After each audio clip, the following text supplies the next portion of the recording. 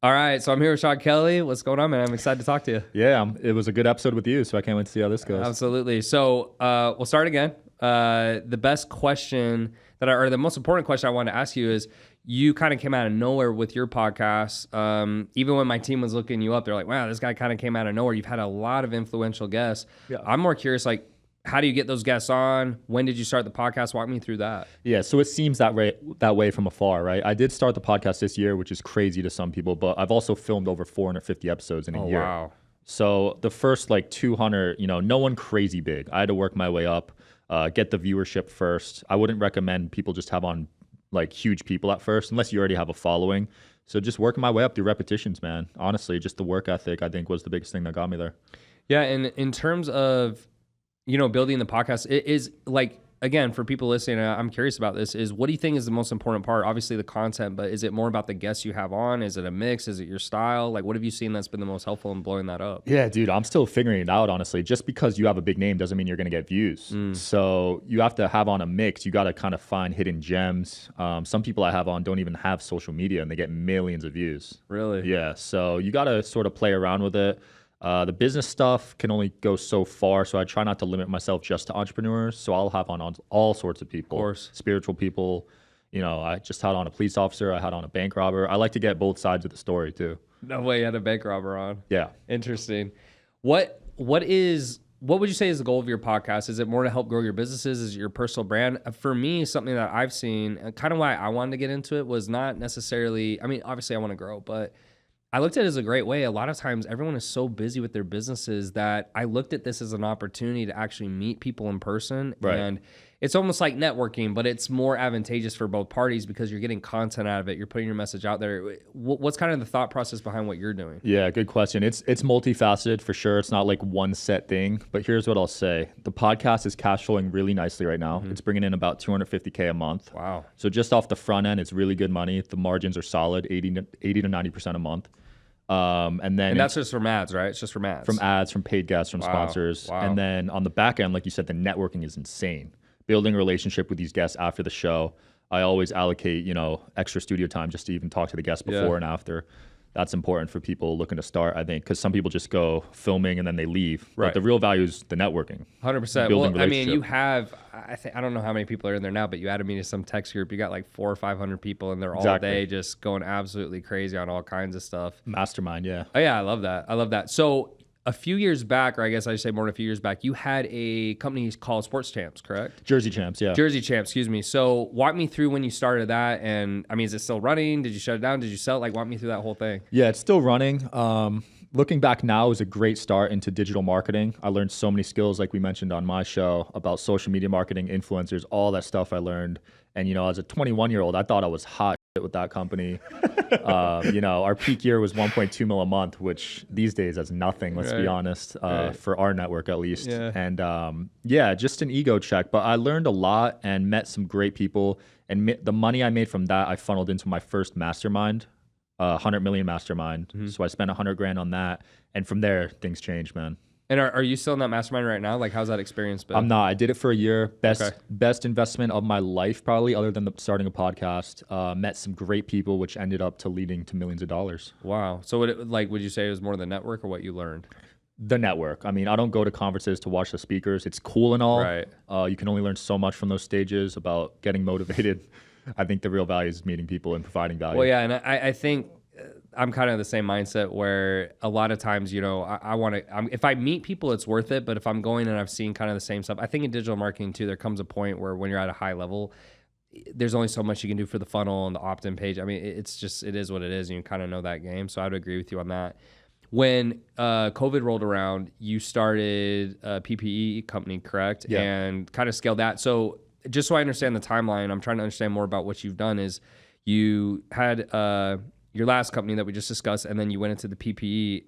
And then is that still running? Is that obviously just through COVID? That shut down. No one wears masks anymore. Let's be honest. But I took advantage Here of and it. there. And you'll see with a lot of the stuff I do is right place, right time, right? So when people were wearing masks, I was able to facilitate $15 million of PPE orders to governments, to hospitals, all sorts of people.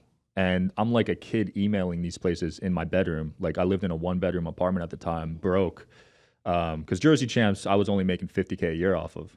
Oh, really? Yeah, I only paid Wow. myself $50K a year for 4 years. So I wasn't that rich, and that was my first big step into making some good money. So I'm assuming, what did you have to do that? Did you just have to, get the orders, or did you have to go through some government contract, or how does that work? Because I'm assuming with the mask, I mean, is that special, or it's just normal Shopify, normal e-com? No, I didn't go B2C. It was all B2B, so all huge orders. We did do some government contracts. We sold $5 million of equipment to state of Connecticut, a couple million to another state, and then universities. We did NYU. We did a couple big hospitals. But dude, my mom's from China, so that came in handy. That kind of helped out a little bit. She spoke Mandarin, so that came in handy. And it was really just connecting the dots. That was sort of the first business I realized, wow, if you can learn how to connect the dots between high-level people, you can really make some good money. Oh, 100%. And then just speaking, because you said your mom is from China, like, is your dad from China as well? Or how are you so damn tall? I mean, everyone's wondering, right? I'm a weird mix, dude. So no one has ever guessed this, actually. I'm half Irish, half Chinese. No way. Yeah. I would never have guessed that. I know, no one does. No, and are both your parents tall, or is one of them tall? Mom's 5'6", and my dad's 6'5", so wow, decent. that is so interesting. Yeah. You would end up kind of on like the taller end of that. So what are you doing now? Because it's funny, as I was prepping for this podcast, I always like to come in and know as much about my guests as I can. And yeah, it kind of seems like you came out of nowhere. Maybe that's just because my team didn't do a good job, but you had your jersey company, and then you did the PPE. So what are you doing now besides the podcast, and what's kind of on the horizon for you? Yeah, so after PPE, got into crypto, right time, caught that last bull run really well, had a crypto marketing agency, which got acquired last year. From there, went full-time podcasting this year, did some affiliate offers. So I did ERC, which I'm sure you heard a lot about that. Correct. Worked with Bottom Line, which is in Miami. Yep. Made a couple million with that. That ends in 6 months. So now I'm moving on to this new health insurance offer, which is going to be great. Guys like PBD, Ed Milet made hundreds of millions in health insurance. So I'm very excited about that. Off one IG story, I made 300 grand. So I see a lot of potential in that. So walk me through that. Like, are you starting a health insurance company, or what exactly is it? No, so there's already an offer. So the way I like to do business is really good offers and just connect the dots, right? So there's a really good offer where some sort of health insurance, it saves the business owner money, and I get a little commission for every employee they have. So I think it's $15 per employee, goes back to me. So if I refer a company that has 1,000 employees, that's $15,000 a month that I get in like forever until they cancel it. Right. So off that one IG story, I brought 9 businesses to switch over to them. Wow. And so is that partially why you're doing the podcast, is because those types of connections, it's very easy to make, and then you just hit people up? Or what's your strategy? So if someone's listening, because I'm always trying to connect the dots, so if you're doing that, are you cold emailing people? Are you reaching out to people? Is it just through your podcast that you're networking with individuals? Only affiliates. Same thing I did with ERC. I never did anything other than a couple story posts and affiliates. And the affiliates come from podcast guests. They come from the podcast network. Now I have that group chat of all the previous guests. So imagine when I push a good offer in that chat, all those people are 7, 8, 9-figure guys. It's going to be insane. That's so smart. Yeah. And that's what I love about what you do with the podcast, because it's growing so rapidly, and then you're able to kind of leverage that without, and it's also really not even pushy, because, hey guys, like, here's what's going on. If you're interested, great. And I think that's a great way to approach like higher level people. Your social media is really big. And so I think when I was looking at it, my mind's always racing is, what are they doing specifically? The content, are they doing shout outs? Is it ads? Is it a mix? So if you were giving someone advice on how to grow on social media more, I mean, what are the biggest tips that you would give? Yeah, I've done everything. All those methods you named. Remember those giveaways? 100% in the loop giveaways, like iPhone giveaways. My account doing those for sure, like everyone did.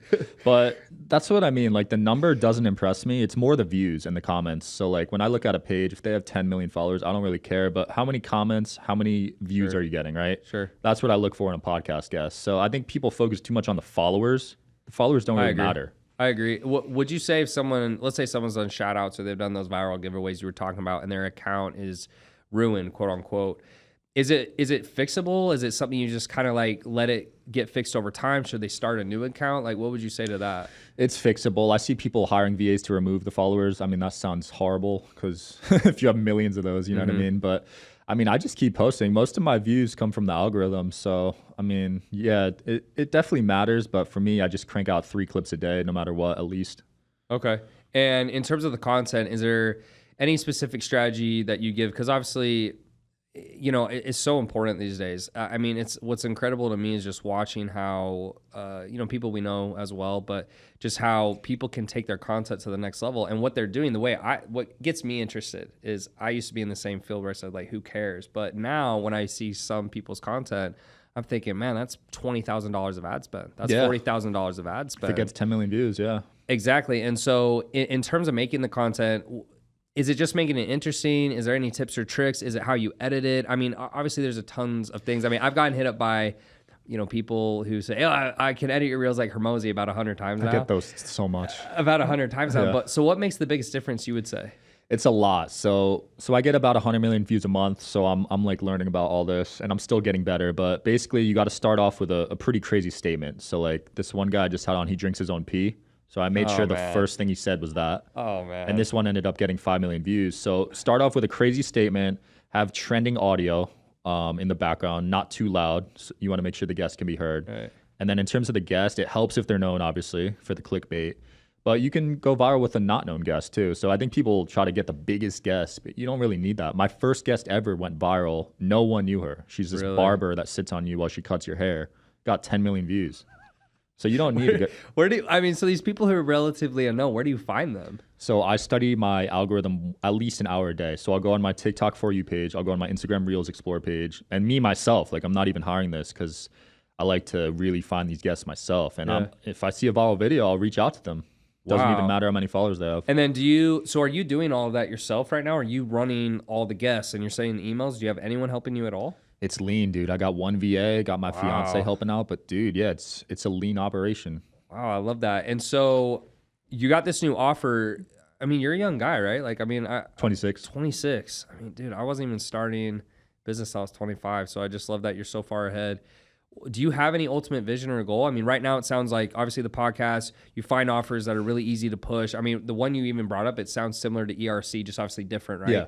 But do you have any big ambitions or you're young. So sometimes I'll think, man, like you might not even know yet, honestly. Yeah, I'm still figuring it out. I love connecting people. So one of my goals next year is to start a mastermind. I saw a podcast called My First Million, if you're familiar. Yeah, Sam Parr, right? Yeah, Sam Parr. So he started Hampton based off his podcast, basically. That was like the main advertising funnel for it and sold out instantly, 3 million a year. And I think just like connecting people, being around that type of environment, that's like my happy place, honestly, when I'm around people like you. Yeah, no, I agree. Well, and that's actually why I wanted to start my podcast, is it wasn't, because I thought it through. I said, do I want to do a podcast full time? And, I listen to like Modern Wisdom. I don't know if you've seen that, like Huberman Lab. Yeah. And I admire it, but it is a full-time gig. And so I start thinking, is that going to pull me away from my business stuff? Because I don't want it to pull away from that. But I think at the very least, like, talking to the people I find interesting not only makes for great content, which I can use, but this is like the dinner discussion I'm looking for. Like, this is the type of interaction I want. Mm-hmm. So I love that you're doing that. Because you're a young guy, I think it's admirable, not even for me, but just for other people that, you've started, I mean, just where you're at. I love it, especially the young guys, because I look back and go, man, if I had started when I was your age, wow. I guess, like, how did you go about just starting to connect the dots and like getting people to listen to you? I mean, I know you say you started back in January, but is there anything outside of just literally starting and kind of getting your feet wet? Definitely repetition. So, I mean, I filmed 450 episodes in 10 months, which is absurd. That might be a world record. So definitely just work ethic, like we said earlier, that's definitely underrated. Getting good at interviewing also. So just watching great shows, studying them, how they talk, how they sit, what they're asking. I try not to ask any of the same questions as, that you probably hate that, right? You get asked the same shit. Same ones every time. Yeah. So I always try to be interesting, studying the viral clips. Like, it is a full-time job. Like, I'm working full-time hours on this, and I'm even working weekends. So it's not easy, but it's doable. I know today it was like back to back to back. Yeah. Last question I really have for you is there any particular reason you live in Las Vegas? I know we were talking about earlier off camera, but was there a particular reason that you moved here, or were you raised here? Yeah, it wasn't planned. The real reason is I was in LA during COVID and I hated it. So I literally, got my car got broken into at my apartment. I'm like, I'm out, bro. Oh, yeah. I drove to Vegas without any home, stayed at the MGM for a month looking for a house, and that's why I'm here. Wow, and you've been here, how long now? 3 years, but now I'm glad because there's a conference here every week, so there's good people coming in and out. Never have issues finding podcast guests. The food here might be the best in the country. It's really good. There's so many good spots. It's really good. And it's close to LA if you want to go back and get robbed. And then other than that, it's fun. The only thing I had, but I guess if you're in LA, you're not really close to the water, right? So it's probably the same. The only thing, and like I said to you, that it's hard for me with Vegas is just when I'm in Miami, I got that great water view. But like you said, Vegas, I think, is the best spot for business because you're close to LA, you're close to Arizona, you're close to Washington. Like it's close to a lot of hubs. And like you said, everyone is always flying in here. So I think that's a great move on your part. Yeah. If people want to find you or obviously watch your podcast, like where is the best place that they can go? Yeah, I'd say IG, Sean Mike Kelly. Podcast is called Digital Social Hour. But yeah, just DM me and I respond to everyone myself. Yeah. Dude, I love that. Well, dude, thanks for having me. Thanks for being here. I appreciate you. And guys, please check them out. Let's do it.